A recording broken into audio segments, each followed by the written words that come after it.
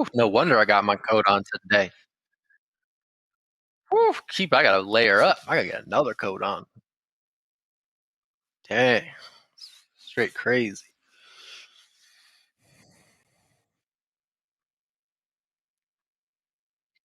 I knew it. I knew it. I knew it. Joe, is it a good idea to tell everyone when we're throwing to break? Okay, good. That way we can avoid stepping on each other. So tell everybody in everybody's ear that we're going to break after this.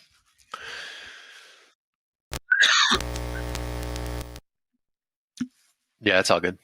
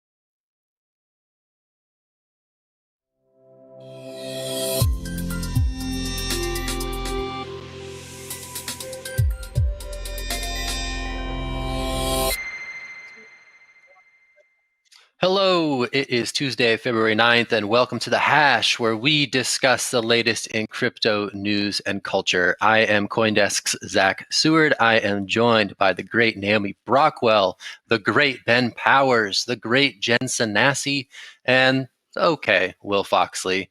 And we are here to talk about the news. I'm going to kick it right away to Naomi, who's going to lead us off with today's top story. What do you got, Naomi? Well, today is the impeachment trial. Starts at 1 p.m., the Trump impeachment trial. And what's most striking to me about this is how quiet social media has been. So this has gotten me thinking. I mean, in the past month, we've seen a huge number of people get deplatformed. We've seen programs like the See Something, Say Something start to be, tested on certain accounts where people can flag other people's accounts and say, I don't think this is good. This is suspicious activity, all of this. You've had Trump himself banned from Twitter. So things immediately got more silent when that happened. But part of me is wondering, have we as a society just calmed down now that Biden has taken office? Or, are we descending into some sort of chilling anti-free speech environment where there is no discussion about what's going on because, people on the other side of the argument have largely been cut out of social media at the moment? I would love your thoughts. Zack, I'm going to hand it straight over to you. What are your thoughts on this? I think the way you phrased it, where it is quieter, right? There's no Trump sort of commanding the Twitter attention sphere and all the coverage that induced from Twitter addicted journalists the world over. So I think part of it is simply that. I don't know if we are at a moment of national healing here in the U.S., but I do feel that the lack of this, a great conversation starter, if nothing else, in the form of Donald Trump's Twitter account being removed from that platform. So I guess I see it more as this, this quieting as opposed to a chilling. But I would be very open to other lines of thinking on that. And I'm going to throw it to Ben for that next thought.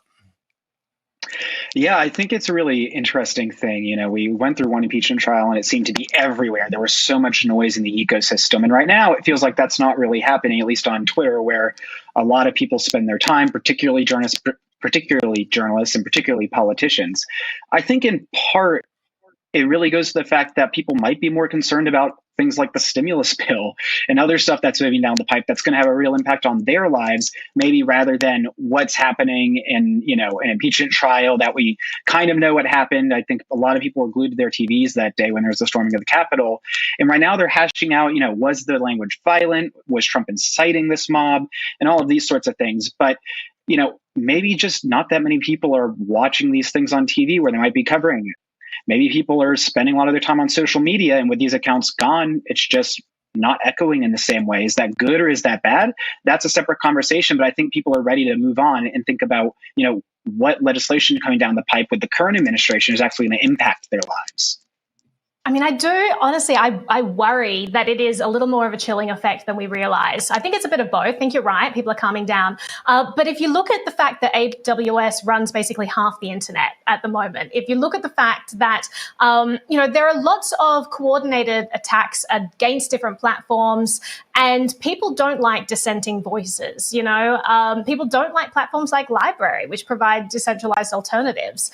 And I do worry that when we talk about, there is freedom and competition in the marketplace in terms of social media and all of this, at a very real, in a very real way, that's not quite true at the moment, because we do have certain companies that are very powerful. And I'm sure that the government uses them as leverage points for certain narratives. The media has always been a tool of a mouthpiece of government throughout history. So I don't think that they're not using social media to the same degree. Maybe people are just quieter, but I do worry. I want us to keep an eye out for what's coming down the track and just be aware of this and not think that it is just karma. I think that we should be vigilant and make sure that we're not just silencing dissenting voices. Even if I don't agree with the dissenting voices, I definitely don't want us to lose conversation about different topics in general. But yeah, maybe you're right.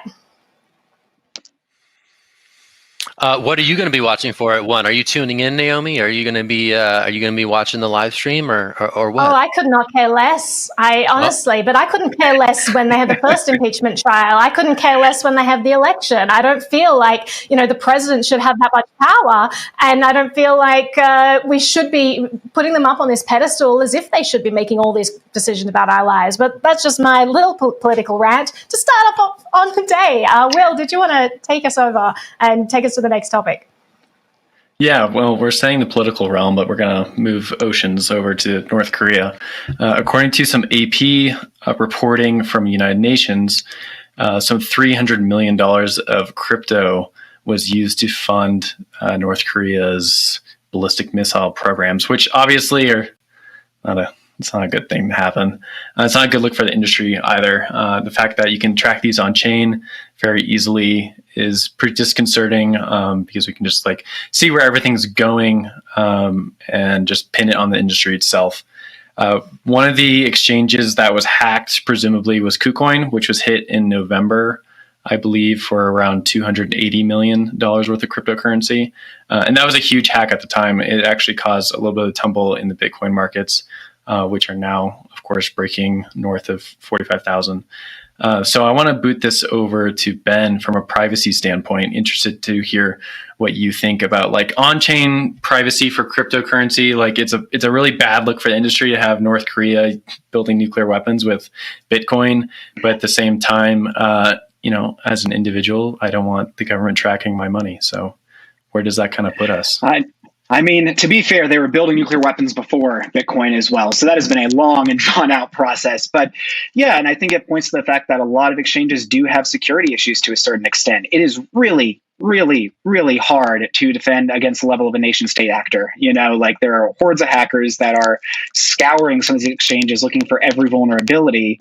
And so, the internet in some ways, and I've written about this previously for our privacy Web 2030 series last year, it wasn't built for privacy in a lot of ways. It was built for, trying to make things easier, make things faster, but being secure and being private wasn't necessarily a part of the conversation at the time.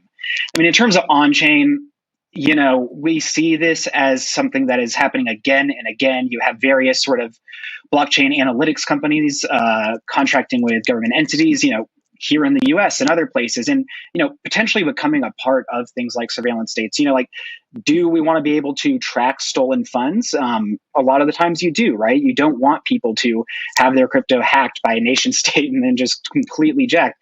At the same time, you don't want that to become a common and easy thing to have happen, where that starts to drive a wedge into the already sort of pseudonymity that exists but is slowly being broken down, while simultaneously governments go after and exchanges start to delist stronger privacy coins, things like Monero, things like others that offer some stronger protections against it. So I think it's going to be an issue we're going to continue to see. There's obviously going to be a tension there, but I'll agree with you. This one isn't a great look, but it also just further, hurts the reputability of the industry generally around security and hacks, which has been an ongoing issue.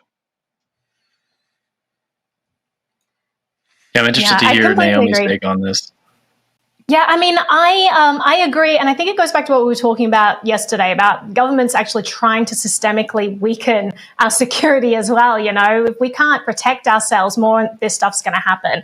And I think that, the idea that we might win an arms race against some of the most powerful entities in the world, some of the most powerful nations in the world, like when you're talking about going against a nation state, that's a huge amount of resources right there. So, I mean, all we could really do is be looking after ourselves and making sure that, we're using strong encryption, we're using strong password protection, we're using, tools that will help us to keep our funds safe and our data safe. And at the moment, governments are not helping us by encouraging backdoors in everything that we use, by encouraging that they have God mode on every platform that we use so that, things can be controlled. I just feel like this is a real issue the government needs to recognize. It goes back to, again, what we were talking about yesterday is the US really has their focus on offense instead of defense, and things like this kind of show that we need to instill defense in people's minds. And it also, goes back to what Brad Sherman said a couple of years ago. He's talking about Bitcoin threatening government's ability to put sanctions on companies, on countries, right? I think that's right. From financial sovereignty comes good things and bad things. And he's right, that the US won't be able to control countries as much when it comes to North Korea creating a missile program. That's a bad thing, right? In other ways, it's a good thing. With freedom comes good and bad, and I think we need to realize that as a society. Thanks so much. Thanks so much, Naomi. We are going to take a quick break, and then after that, we are going to talk about Elon Musk, Dogecoin, and the meme economy. Stick with us. Thanks. I think about what I would like to cover in history, 20, 30 years ago, would have been the internet. It would have been the whole social media boom. Now this is our turn. This is this generation's turn to cover the future of money, Web 3.0. I can't think of a more important story than this one to be telling. We're talking about the transformation of money itself. So to tell this story, right, the most significant story in finance that's around, we need new mediums, new ways to reach people, new ways to reach this global audience, the human beings for whom this is going to be most important. So this is why we're really excited to launch CoinDesk TV, because it's another way to reach people. It's another way to communicate. It brings to life the stories that sometimes can be difficult to access. We're going to see a huge paradigm shift. We're going to see how it lives digitally, natively in the internet. We're going to see that transformation shift. This is a huge opportunity to tell a very, very important story that reaches a wide audience that has the potential to change everything. We're building a financial system across the world with Bitcoin, several other cryptocurrencies, digital currencies made by central banks, and that is going to be epic. This is a huge opportunity to do this differently, and CoinDesk TV is going to sit right in the middle of all of that.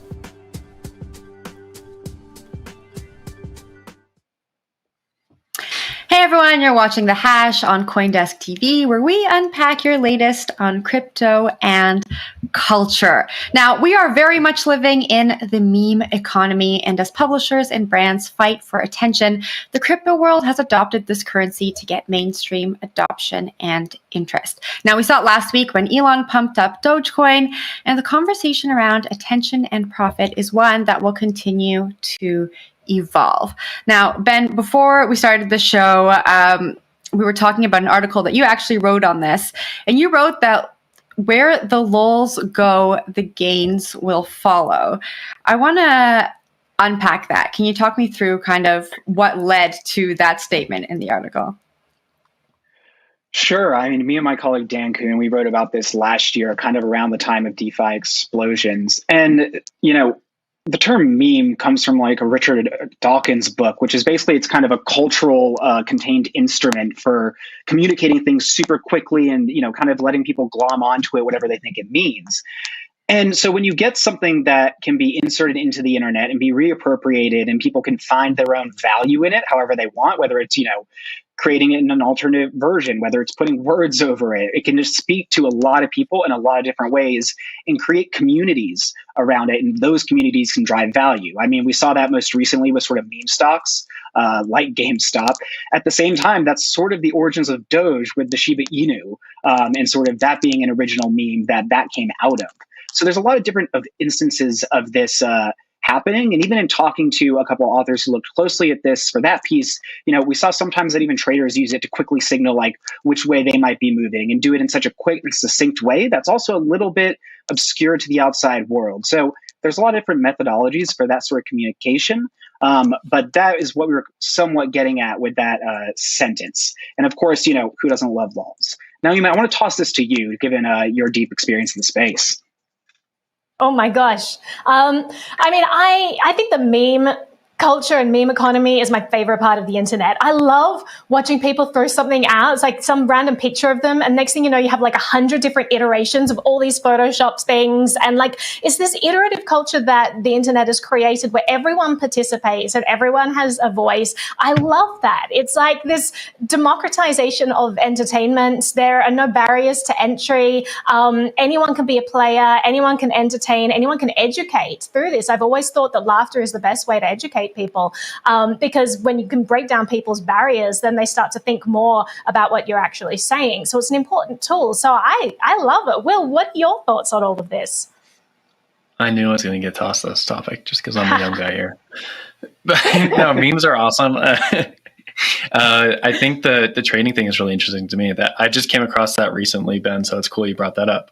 But like the Pepe frog meme, that has kind of like an insidious beginning, but now it's pretty mainstream where you just see like so many different types of Pepes. And I'm wondering when there's going to be like NFT Pepes.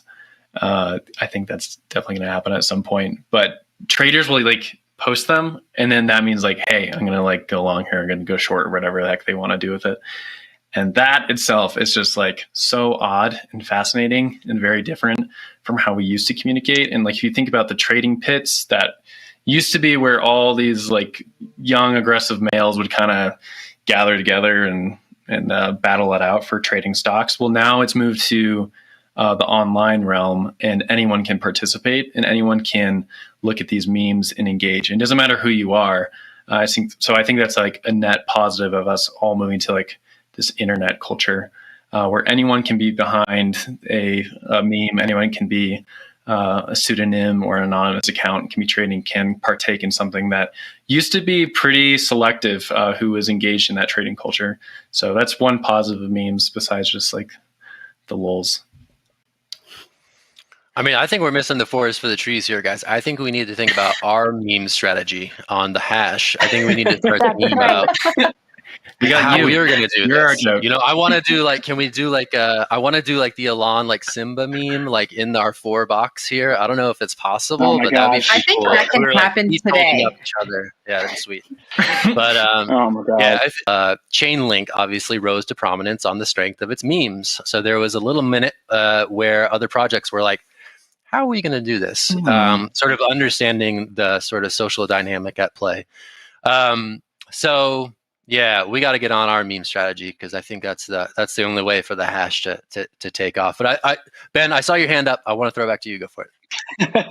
No, I think that's such a good point. For that piece in which it was titled sort of memes are part and parcel of crypto, there's really an irreverence to memes that matches well for this environment as well, right? Irreverence, it's jokey, it's funny. There's also sort of a finger in the eye of like power in a lot of different ways. And getting back to DeFi Summer, Jordan Lyles spun up a joke called the Generator Project, which was like create a DeFi project in as little as 15 minutes.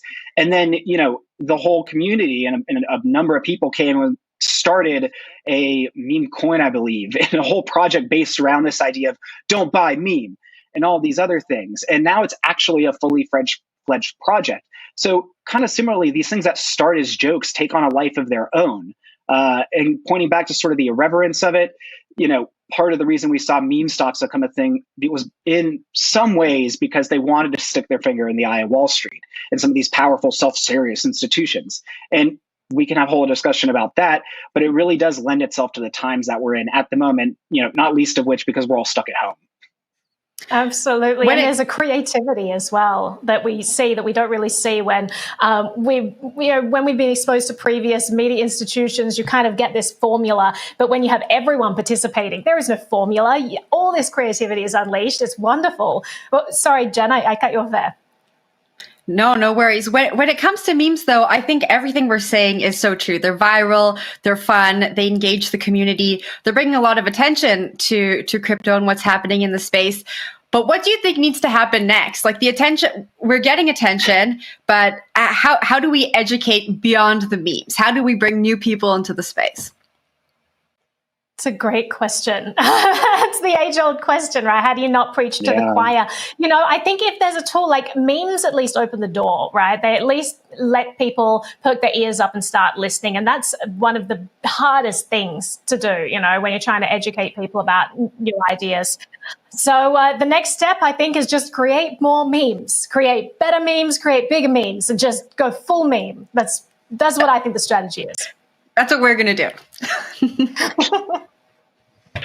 And so pivoting away from memes to something a little bit more serious in some ways, the story I brought to the table today is one that's been developing for a while, but had a recent development yesterday. So in 2019, a lot of crypto users got letters from the IRS, about 10,000 of them, warning them that they may not have paid all their taxes, even if they might have had. So what happened is the following year, Jim Harper filed a lawsuit against the IRS, kind of questioning, like, how did you know this? How did you get my data? And that was going down in July of 2020. And so what that lawsuit is alleging is that Coinbase handed over a lot of data on its users, and the IRS asked for it pretty much specifically just because they were trafficking in crypto. Now, what's interesting about this case it has the potential to alter the third-party doctrine. And that doctrine essentially says that if you give your information or your data or materials to a third party, the government can come and get it without a warrant, which means they don't necessarily have a probable cause in some instances. And so what could happen as a result of this lawsuit is we might see that start to change. Now, that changed most recently in 2018 in Carpenter versus the Supreme Court, in which the court found that, when this lawsuit or this doctrine was created in the 1970s, we were thinking about things like bank records, maybe your phone records, stuff like that, but not something like geolocation cell phone data derived from cell towers and things like that. We carry these high-tech devices in our pockets every single day. And so the court said, you know what, you can't get that data without a warrant. You got to go and get a warrant to do so. And what could happen here is for crypto users, if this case does win out, we could see an instance in which crypto users aren't going to be able to have their data accessed just by nature of using crypto, as is seemingly a little bit of the case right now. Now, this has far-flung privacy implications, but Naomi, I know you have thoughts on that, and so I want to get yours on this.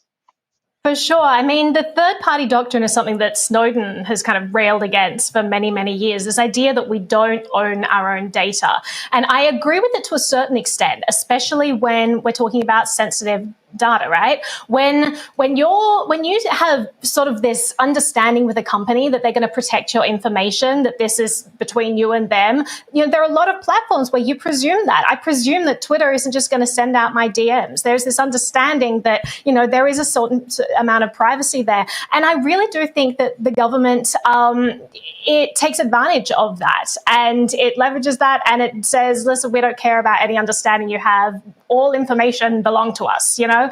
And that's something we definitely need to change. So I'm hoping that this Jim Harper lawsuit is going to help us change that. As you said, this doctrine has been around since the 70s because basically they had this one guy that they wanted to nail, and they couldn't get him, and it went all the way up to the Supreme Court. And eventually the government said, okay, the only way we can get him is to rule that this data that we got him with, doesn't actually belong to him. It belongs to the company that collected the data. And it's sort of been like this descent ever since then, where government just siphons all of our data. You see secret FISA courts when they put out their reports about how they handled data, thousands and thousands and thousands of requests that the FBI made for data. I think it was 2019, 7 of them were legitimate, the FISA court found. That's crazy because we think that, they have to have legitimate reasons to collect this data. It turns out they're abusing it all over the place, and there's no pushback because these are secret courts. We're not allowed to take these things to court. Like, it's crazy what's going on. So I really hope that Jim Harper is successful in this. And I think maybe to the larger audience, right, it gets to the fact and starts to erode some of the preconceived notions around privacy. Technology is such a part of our lives these days that the idea of what is private and what is public really needs to be shifting from what it might have been conceived as previously. But Jen, I'd be curious to get your thoughts here on, why we even need this and what it could mean going forward.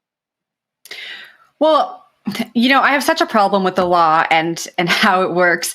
And it's so unfortunate that it takes things like this to happen for us to change laws that are so old, that don't really fit with emerging technologies and where society is going. So unfortunately, I am happy that it happened so that we can start to see a change and hopefully something good comes out of the case. I'm not sure that I answered your question, Ben.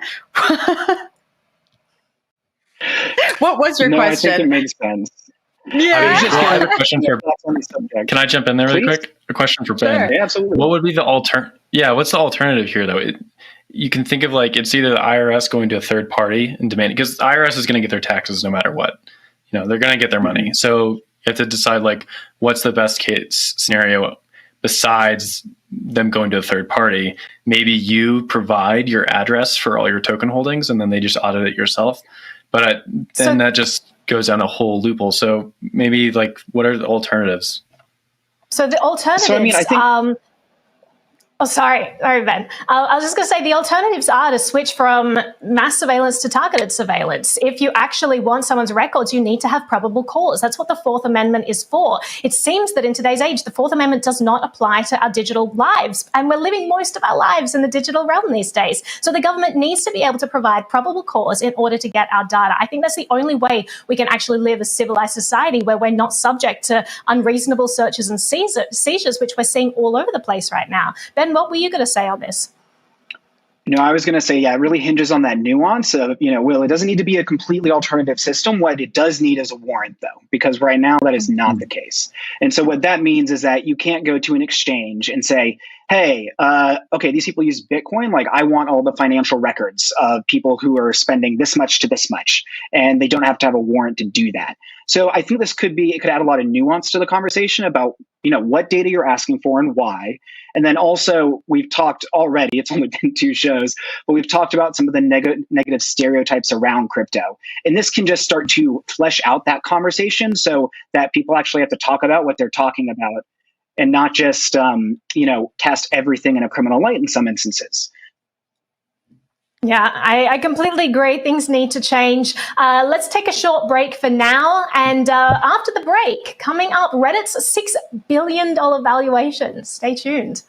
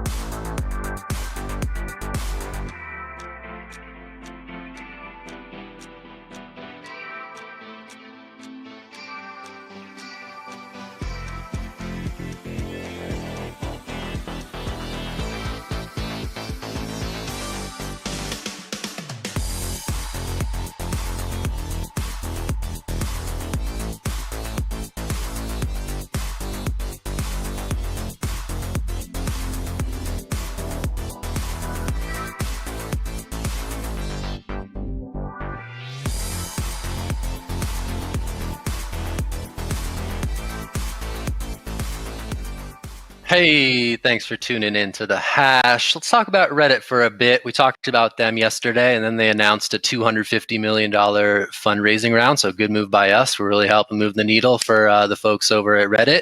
The Wall Street Journal reported last night that was at a whopping $6 billion valuation. Obviously, the reason that we're talking about this is because this major funding round occurs in the wake of Wall Street Bets, one of Reddit's many communities, seemingly causing upheaval on Wall Street just a couple of weeks ago. Reddit has become an interesting company within our space because so much conversation occurs there. It's our Bitcoin is another longstanding community. There's been the spin-off Satoshi Street Bets, which is also something that we've been watching with interest in recent weeks. So I wanted to throw it to Will quickly just to see how much of a crypto company is Reddit at this point? And I know that there are some Ethereum experiments in the works, but I wanted to sort of get your feel for where this company fits within our orbit. Right now, I still think it's just a conversation-driven platform. Of course, the social media, but for crypto specifically, everything's on Twitter, and then the deeper conversations go to Reddit. I know some Bitcoin developers only go on Reddit. They only speak on Reddit. They only like that social media platform. They don't like the way Twitter doesn't block scammers. They don't like the way that Twitter, the interactions work, how hostile it can be. Reddit provides a really good platform for community-driven engagement compared to Twitter, which is very individualistic. As regards Wall Street Bets versus crypto, I think that is always going to live in Discord. Crypto is always going to live in these really small conversation points where it's almost gatekept in a sense by reputation. Reddit does have some reputation ways, kind of build out your own profile. But for someone like myself who's been on Reddit for 2 years, I don't spend enough time to build out a profile and have a reputation. I just go on there for insights from people or see where the community is kind of moving. So I'd say just in general, I still think it's just a corollary to how people in crypto talk to each other, but I don't think it's as important as it is for other mainstream topics like Wall Street Bets. Yeah. Do you think this Ethereum Foundation partnership and some of the scaling efforts that they're doing around their Reddit coins or whatever they're called is going to find its footing anytime soon? This is so frustrating to me, so I'm glad you asked. They have hit me. Let's go. They have probably done this announcement every 6 months on the dot, and I've only been in crypto for 2-ish plus years now, and I just keep seeing it recycled and recycled and recycled because it looks great, Reddit next to Ethereum, and I'm sure someone later is going to message me and be "Oh, it's real this time." Trust me. But the fact of the matter is Ethereum can't do anything that Reddit needs it to do right now. They couldn't even launch an ICO project for whatever they have, the Reddit upvotes, you get a token. That barely works. It's impossible even to get your Reddit points off of Reddit and then spend them because Ethereum gas fees are too high. So the whole thing is just frustrating to me, but I'll leave it there. All right, stepping back, let's go to Naomi. So what's the general vibe on crypto Reddit? Where are we in 2021 as it relates to the relationship between Reddit and crypto? What's your take on that? Let's hear it. Reddit. All right, so I upload my stuff to about 15 different platforms, and Reddit is my least favorite, and I don't post there anymore. I know. I'm sorry, Reddit. I'm sorry. This is just my personal view. Just saying. But you get a distinct community on all these platforms. Memo.cash is completely different to Minds, which is completely different to Library. Reddit I find so vitriolic that everyone's so angry there all the time. I find that I have really constructive conversations on places like Hive, where people are incentivized to say nice things and to push nice projects because they get rewarded. I'd love to see something like that work on Reddit. I'd love to see this ephemeral Ethereum thing actually happen. Until it does, I think it's just a cesspool. Just my take there. That's a hot take. Let's wrap it at the hot take. We got a word from our producer that we're going to end it at the hot take. Thanks so much for watching The Hash today on Tuesday. Ben, Jen, Will, Naomi, you killed it again. Stick with us throughout the day here at CoinDesk TV. We're doing All About Bitcoin with Christine Lee at 3 p.m., and that is a good show. All right, talk to you later. Bye. Bye.